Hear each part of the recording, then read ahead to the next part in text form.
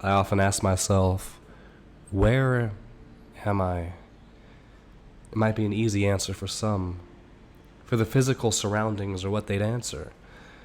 But as a creator, when I ask where am I truly ask, where am I in imagination?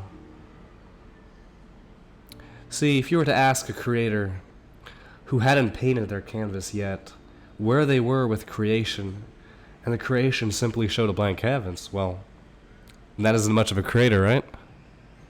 But if the creator were to paint on the canvas the colors of their choosing with vivid imagery and emotion, then the canvas becomes their creation.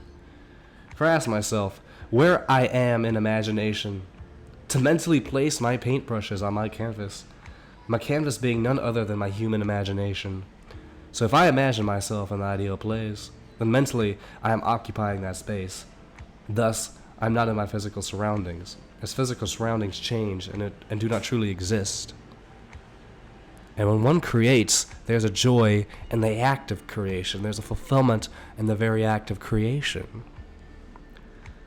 And there is a detachment to the 3D. Seeable matter occupies only 5% of the universe, and it's quite likely that reality is a fragment hallucination that is sustained by multiple awareness points. And so thus, if concrete reality isn't quite as real as it sounds, then imagination, contrary to what many think, the mind actually is the home of truth. And so thus, where I am in imagination is what counts. For in imagination, many times have I found it to contribute to my emotional state.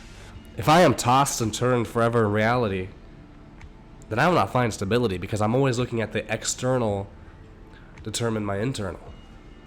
I will not find stability there. I mean, you can even go beyond Neville Goddard, Buddha, Taoism. You cannot be rocked back and forth by the external. You must find the inner peace within yourself. The concrete reality, in Neville's terms, isn't God's haven. God's haven is his canvas. God's a creator, thus imagination. And so if imagination is the creator, then imagination is God's haven. And when reality comes, then it's imagination that is my safe cathedral that I can take refuge in. This imagination, this cathedral, is open to the safety of wanderers, no matter who. When I say imagination is the cathedral, it is the refuge point. If you need rest, imagination is there.